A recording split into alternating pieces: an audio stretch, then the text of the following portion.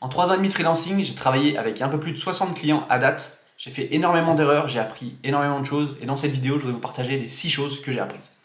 Alors, la toute première chose, c'est que les clients, ils ont tous de l'argent. Ils ont de l'argent à investir. Ils ont de l'argent pour investir dans leur entreprise, pour les aider à croître. Maintenant, c'est juste qu'ils ne veulent pas forcément vous le donner.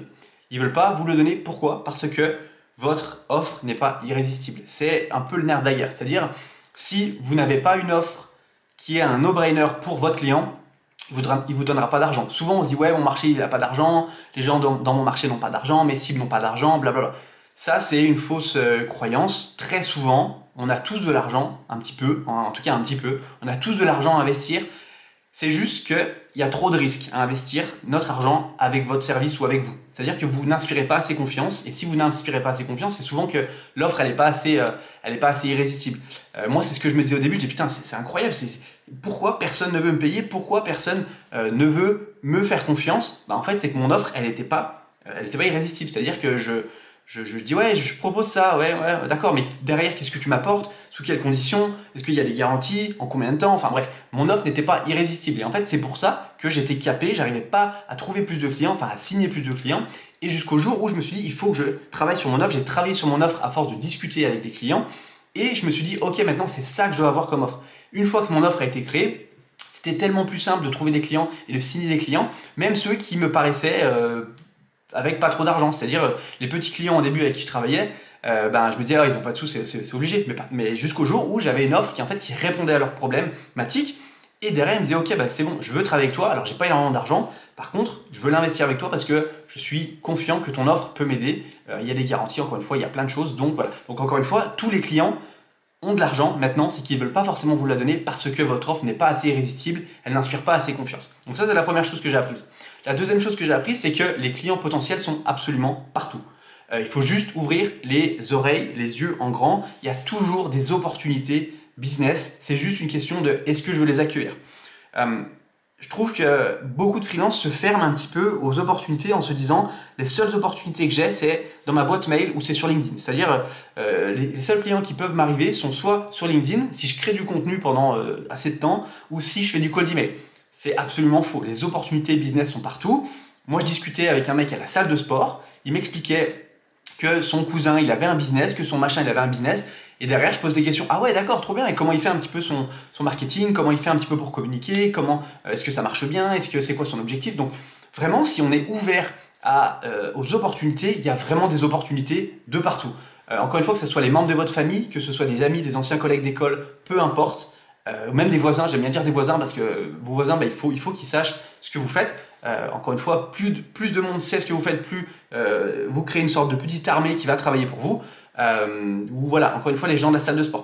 Plus vous démultipliez le nombre de personnes et de conversations, surtout c'est ça, c'est des conversations sur ce que vous faites, ce que vous pouvez apporter et sur votre offre finalement, plus vous avez de chances de trouver des clients. Donc encore une fois, toujours s'ouvrir et il ne faut pas se dire que c'est que sur LinkedIn ou que en cold email que je vais trouver des clients. À la salle de sport, à la boulangerie, je sais pas, à la pharmacie, en soirée, quand je vais boire un verre avec des amis, quand je vais, je sais pas, au restaurant. Toujours avoir l'œil et les oreilles ouvertes pour essayer de comprendre comment je peux créer une offre, comment je peux aider quelqu'un, comment je peux faire certaines choses. Parce que les opportunités et les clients potentiels sont vraiment partout. En tout cas, moi, c'est comme ça que je vois les choses maintenant. Avant, j'étais très bridé, comme un cheval avec des œillères. J'étais là, non, c'est que LinkedIn, c'est que sur ma boîte mail, non, et en fait, non, quand on écoute un peu autour de soi, quand on est attentif, quand on s'ouvre un peu, on ouvre nos chakras, on se rend compte qu'il y a énormément d'énergie qui rentre et c'est de potentiels clients. Donc vraiment, les clients potentiels sont partout. C'est juste à vous de les voir et de mettre, là aujourd'hui vous avez peut-être des lunettes, je sais pas, bleues, mettez des lunettes rouges et vous verrez que les opportunités business et les clients potentiels sont vraiment partout. Avant de continuer, si vous êtes freelance et que vous aimeriez trouver plus de clients, avoir une activité de freelance beaucoup plus stable, avoir des clients qui rentrent de manière régulière, de manière simple et prévisible, j'ai créé une newsletter que j'envoie une fois par semaine où je partage du contenu sur comment trouver des clients, des petites histoires qui me sont arrivées, des petits tips. Du coup, si ça vous intéresse, vous inscrire. Le lien est dans la description de cette vidéo. Troisième chose que j'ai apprise, c'est que la chose la plus importante en appel de vente, c'est de montrer au prospect qu'on le comprend en lui posant les bonnes questions. Vraiment les bonnes questions. C'est pas juste ok, salut, t'habites où? Ah ouais, t'es de là-bas, moi aussi, super, j'ai un oncle qui habite là-bas et tout. On s'en fout en fait. Ça ça sert à rien. C'est pour combler, ça sert à rien. Donc aussi, quand j'ai commencé moi à faire des appels de vente, j'étais absolument nul, hein, nul parce que je suis à la base introverti, donc c'était compliqué pour moi de téléphoner et de parler de moi. Du coup, ce que je faisais, c'était, enfin, de parler du client. Ce que je faisais que de parler de moi. Ok, oui, ben moi j'ai ça, j'ai fait des études, enfin non, j'ai pas fait d'études, mais j'ai fait des formations là-dedans, j'ai fait ça, donc je suis légitime en fait. J'essayais de me justifier auprès de mon client que j'étais la meilleure personne pour lui. J'étais que dans une logique de je, et en fait, le client il s'en fout. Alors peut-être que ça peut le rassurer d'une certaine manière, même si moi aujourd'hui personne m'a demandé de diplôme, personne m'a demandé mes formations que j'ai faites, personne ne m'a jamais demandé ça, mais pour me rassurer, je parlais que de moi. Je disais j'ai fait ci, j'ai fait ça, j'ai fait ça. Je me justifiais sur mes compétences du coup pour pouvoir justifier mes prix. Donc ça c'est une grosse erreur. En fait le plus important c'est de poser des questions qui sont impactantes et qui font réfléchir le prospect en face. C'est-à-dire que plutôt que de dire voilà moi j'ai fait ci, j'ai fait ça, c'est-à-dire ok monsieur le prospect, vous avez fait ça, mais pourquoi vous avez fait ça en fait? J'aimerais juste comprendre. D'accord, et est-ce que ça fonctionne ou comment ça se passe? D'accord, mais pourquoi vous pensez que ça fonctionne pas? Voilà, c'est vraiment poser des questions où la personne va avoir une sorte d'introspection sur elle-même, sur ce qu'elle a fait, et elle va réfléchir d'une nouvelle façon. Et elle va se dire, putain, c'est intéressant, ce freelance, il m'a posé des questions qui m'ont permis de voir la situation d'un nouvel œil. Et du coup, j'avais jamais pensé ça comme ça. Et c'est intéressant, il a quand même des bonnes idées, ce freelance.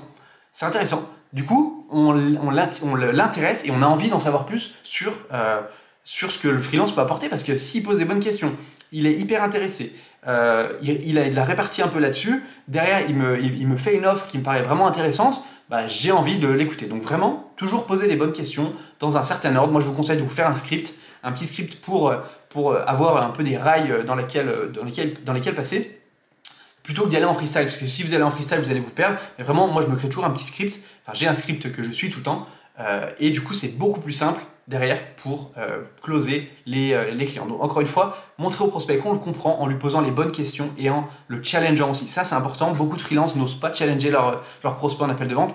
C'est juste se dire, mais pourquoi tu as fait ça en fait? Pourquoi tu as voulu je sais pas pourquoi tu as voulu faire une page de vente en 3 lignes alors que tu fais arriver du trafic froid sur ta page de vente. Enfin, est-ce que ton trafic n'a pas besoin d'éducation, donc une page de vente plus longue? Voilà, donc l'idée c'est ça, c'est de demander des questions, de poser des questions. Pourquoi tu fais ça?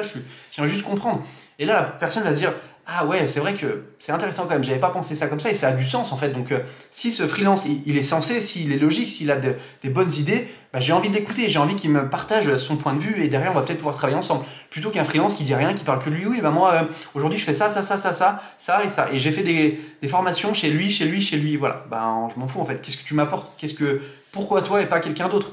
Est-ce que tu as des meilleures idées? Est-ce que tu as des meilleurs points de vue? Voilà, ça c'est important. Donc vraiment poser des bonnes questions pour challenger son prospect, plutôt que de parler que de toi.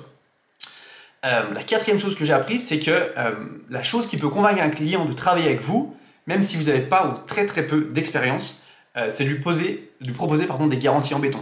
Le but, c'est de montrer que c'est vous qui prenez tous les risques, tous les risques, et que en fait, vous avez confiance en vos compétences et en vous en fait, parce que si vous dites ouais je fais ça, par contre je suis pas sûr si ça va marcher. Alors je dis pas qu'il faut toujours dire t'inquiète ça va marcher, je sais ce que je fais, parce qu'il y a plein de paramètres qu'on ne maîtrise pas, mais juste se dire voilà moi je te fais ça, je pense t'apporter ça, je suis prêt à prendre un risque. C'est-à-dire que dans mon offre, si au bout de 30 jours on n'a pas atteint notre objectif, alors l'objectif c'est pas obligé qu'il soit là, hein, ça peut être un tout petit objectif. L'objectif de faire une vente, voilà, notre objectif c'est de faire une vente. Si on ne fait pas une vente, tu ne me payes pas.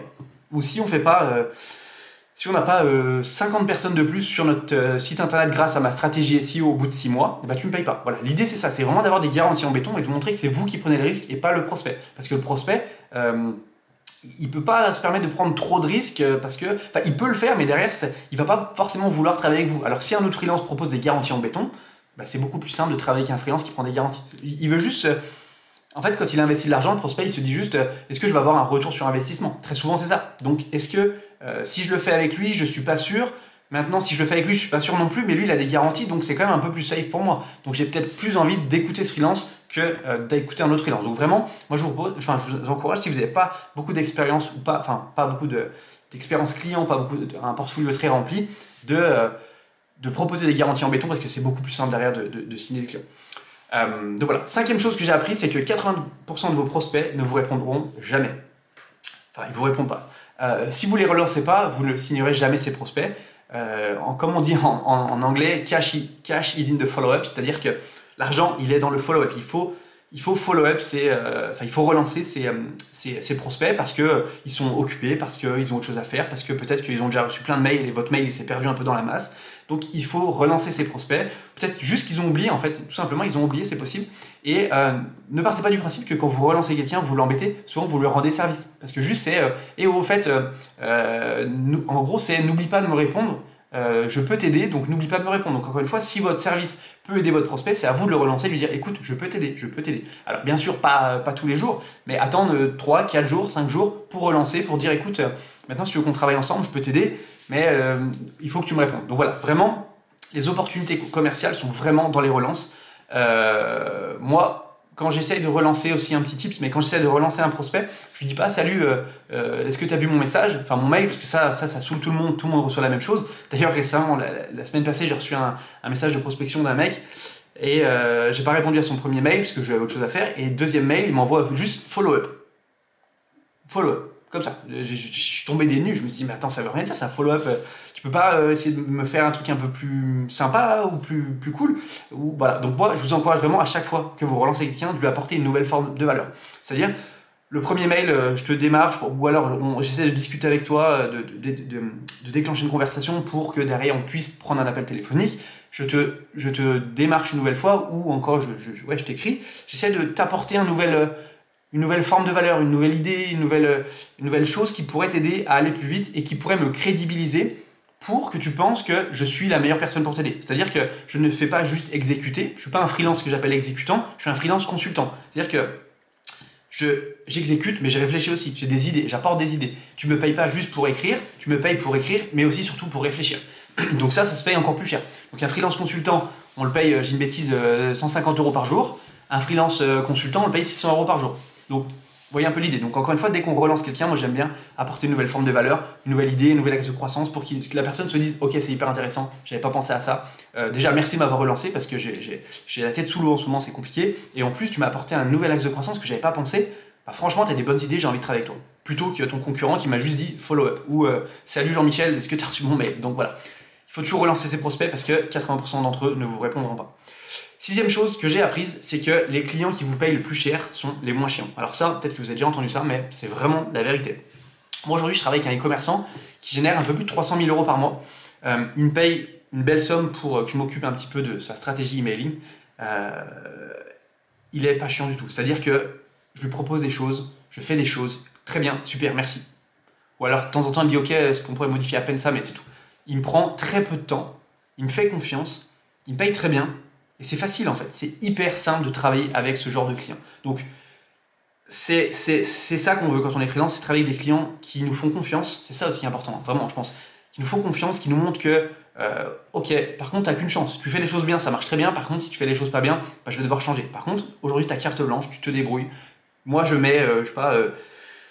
je mets 1 € dans la machine, si derrière tu m'en fais récupérer 10, bah, on va pouvoir travailler ensemble très longtemps. Donc c'est ça. Mais il est pas chiant, vraiment, il me fait pas perdre de temps, je lui fais pas perdre de temps, on avance ensemble, on a des résultats, c'est trop bien, tout le monde est content. À l'inverse, quand je me suis lancé au début, j'allais chercher les petits clients, ce qui est d'ailleurs une erreur. Je voulais aider les petits clients parce que je me suis dit ouais, c'est plus facile de les avoir, machin, mais en fait ces petits clients ils ont déjà pas d'argent. Donc en fait pour eux, d'investir 300 € par mois dans mon service, c'était hyper compliqué. Parce que 300 € par mois pour eux, parce qu'eux ils gagnaient peut-être 3000 € par mois, bah, c'est quand même 1/10 de ce qu'ils gagnent, c'est énormément d'argent pour eux. C'est énormément d'argent pour eux. Donc ils veulent tirer le maximum de leur investissement. Donc ils sont toujours derrière toi en train de dire ok, ça c'est quoi, machin, oh non je suis pas trop fan, ou alors est-ce que tu veux pas me faire un truc en plus, machin. Donc ils me prenaient énormément de temps, d'énergie, de charge mentale. Donc c'est hyper important de se dire est-ce que je veux travailler avec des petits clients qui me payent très peu, qui sont un peu chiants, ils sont chiants mais pour une bonne raison, enfin c'est légitime. C'est juste qu'ils n'ont pas énormément d'argent, donc le peu d'argent qu'ils investissent, ils veulent avoir un gros retour sur investissement. À l'inverse, des gros clients, ils vont payer 5000 € par mois, mais derrière si tu leur en génères 100, ben, pour eux c'est pas grand chose. Donc vraiment, les clients qui vous payent le plus cher sont les moins chiants, et les clients qui vous payent le moins cher c'est les clients les moins chiants, les plus chiants, pardon. Donc ça dépend, hein, ça dépend, il y a des clients, ça peut varier, mais très souvent c'est comme ça. Moi je vous partage mon expérience, comment ça s'est passé quand je me suis lancé. Je voulais travailler avec des petits clients et c'était vraiment l'enfer. Et en plus c'est plus compliqué d'apporter des résultats notables aux petits clients parce qu'ils ont très peu à dépenser en marketing, ils ont très peu de ressources, ils ont souvent très peu de trafic sur leur site internet ou ils ont très peu de notoriété, très peu de témoignages clients. Donc derrière, c'est compliqué de leur donner un gros retour sur investissement. À l'inverse, une grosse machine qui tourne déjà, c'est beaucoup plus facile de la faire rouler encore plus vite parce qu'elle est déjà lancée. Alors qu'une voiture à l'arrêt, pour qu'elle démarre, il faut pousser très fort et très longtemps. Alors qu'une voiture, encore une fois, qui roule, tu lui donnes un à-coup et elle peut rouler encore plus vite. Donc c'est un petit peu la différence entre les gros clients et les plus petits clients. Donc moins d'énergie, moins de charge mentale et beaucoup plus cool à travailler avec ce genre de clients. Donc voilà, en tous les cas, si vous êtes freelance et que vous aimeriez trouver plus de clients, vendre mieux et avoir une activité plus rentable, j'ai créé une newsletter que j'envoie une fois par semaine, le dimanche soir, où je partage des histoires qui me sont arrivées, des tips, des petits conseils pour vous aider à trouver plus de clients, à avoir plus, une activité qui tourne mieux. Si ça vous intéresse, le lien est dans la description de cette vidéo. Et moi, je vous dis à très vite pour la prochaine. Ciao.